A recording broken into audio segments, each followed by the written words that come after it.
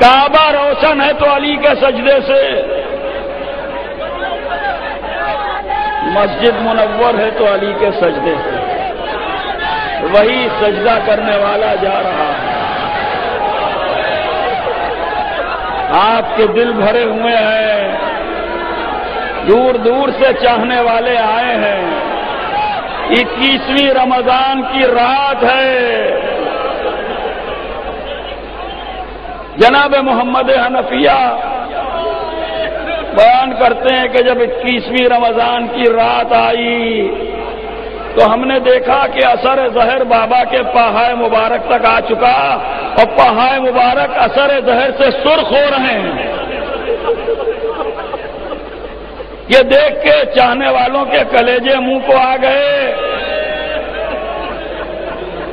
تاریخ کہتی ہے کہ کامل 2 دن غشی میں گزرے تھے،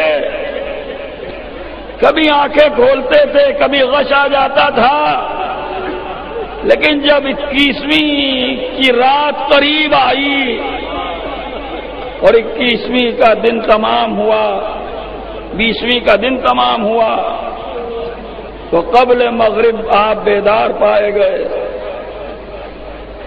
اور اس کے بعد بیٹی کو بلا کے کہا کہ بیٹی میری بڑی تمنا ہے کہ آج سب بچے میرے سامنے افطار کریں،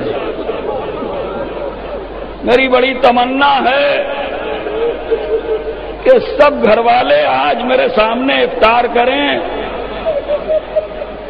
ایسے میں مغرب کی اذان ہوئی، امیر المومنین نے بیٹھے بیٹھے نماز مغرب ادا کی۔ اس کے بعد حکم دیا کہ دسترخوان بچھا دیا جائے۔ دسترخوان بچھا دیا گیا۔ آہستہ آہستہ دسترخوان کے قریب آ کے بیٹھے، سامان افطار کو ملاحظہ فرمایا اور اس کے بعد ایک مرتبہ سر مبارک کو بلند کر کے کہا، ان ولدی الحسین، کہاں ہے میرا بچہ حسین؟ حسین قریب آئے تو کہا حسین اور نزدیک آؤ، اور جب حسین اور نزدیک آئے تو اپنا بایاں ہاتھ حسین ابن علی کے کاندھے پر رکھا، داہنے ہاتھ سے روٹی کا ایک ٹکڑا توڑا اور آہستہ آہستہ داہنے اقدس حسینی کے قریب لے گئے اور کہنے لگے، کربلا کے بھوکے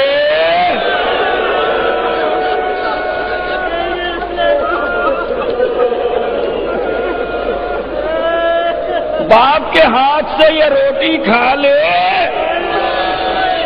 حسین کی آنکھوں سے مسلسل آنسو جاری تھے تو فرمانے لگے، حسین رونا نہ حسین، صبرن یا ابا عبداللہ، ابھی تو بہت رونا ہے، ابھی تو بہت رونا ہے۔ پانی مانگا، جام آپ کو ہاتھ میں لیا، آہستہ آہستہ حسین کے دہن کے قریب لے گئے اور کہنے لگے، کربلا کے پیاسے،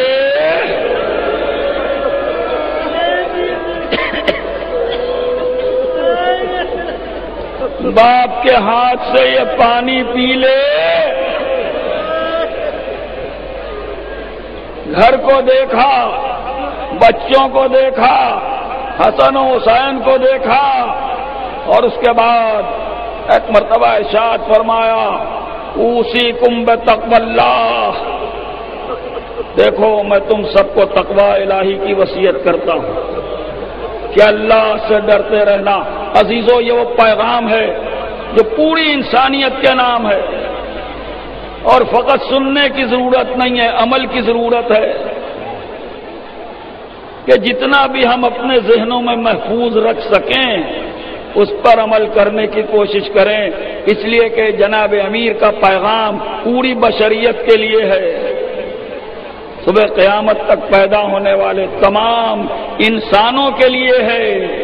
یہ آج ہی کی رات کی باتیں، ارشاد فرماتے ہیں حسن و حسین کو دیکھا اور کہنے لگے، اوصیکما بتقوی اللہ۔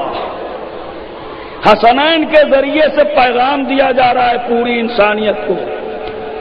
ارشاد فرماتے ہیں، میں تمہیں تقوی الہی کی وصیت کرتا ہوں کہ اللہ سے ڈرتے رہنا، اللہ سے ڈرتے رہنا، اللہ کا خوف دل میں رہے۔ عزیزو، یہ ایک پورا فلسفہ ہے۔ خوف الہی یہ کوئی کھیل نہیں ہے۔ خوف الہی ہے تو پھر کوئی کسی پر ظلم نہیں کرے گا، کوئی کسی کو ایذا نہیں دے گا، کوئی کسی کو ستائے گا نہیں، کوئی کسی کو تکلیف نہیں پہنچائے گا، کسی کو کسی سے شکایت نہ ہوگی۔ خوف الہی کا مطلب یہ کہ آپ ایک قلعے میں آ گئے، ارشاد فرمایا اوصیکما بتقوی اللہ، میں تمہیں تقوی الہی کی وصیت کرتا ہوں۔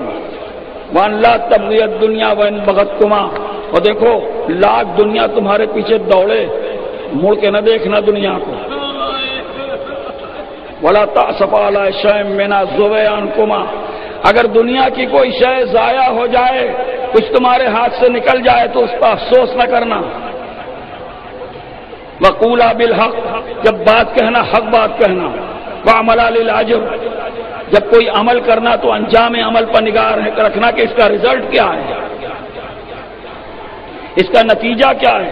وکونا للظالم خصما وللمظلوم عونا، اور سنو جب ظالم اور مظلوم کا مقابلہ ہو تو ہمیشہ مظلوم کا ساتھ دینا، ہمیشہ مظلوم کا ساتھ دینا اور ظالم کو چھوڑ دینا۔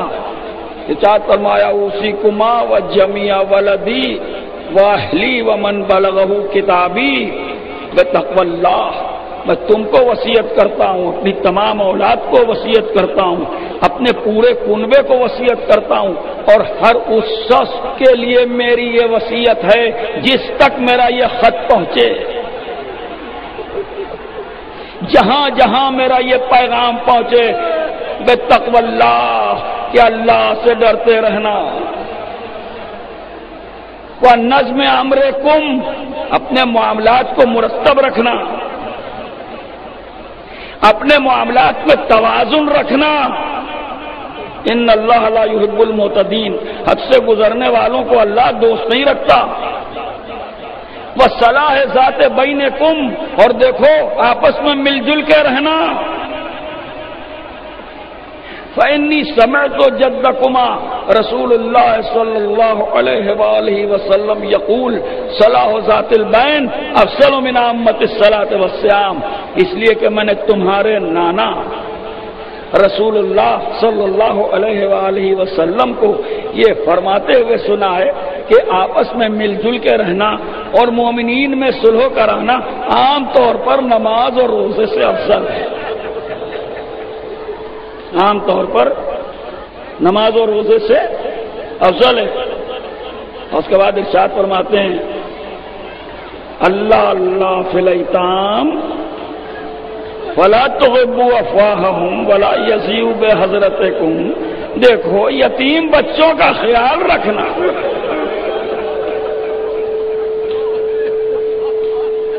یتیموں سے باخبر رہنا، کہیں ایسا نہ ہو کہ تمہارے پیٹ تو بھرے ہوئے ہوں اور ان کے منہ کھلے کے کھلے رہ جائیں۔ نہیں ہونا چاہیے یہ بات۔ اللہ اللہ فی المساکین شارکوہم فی معیشتکم، دیکھو مسکینوں کا خیال رکھنا، اپنی معیشت میں انہیں شریک کر لو، اپنے کاروبار میں انہیں حصہ دار بنا لو۔ ارشاد فرماتے ہیں اللہ اللہ فی جیرانکم فإنہم وصیۃ نبیکم، دیکھو اپنے پڑوسیوں کا خیال رکھنا، اپنے ہمسائے کا خیال رکھنا، ان کے بارے میں تمہارے نبی نے وصیت کی ہے۔ واللہ اللہ فی القرآن لا یسبقکم بالعمل بہ غیرکم، ہاں قرآن سے باخبر رہنا، قرآن کی تلاوت کرتے رہنا۔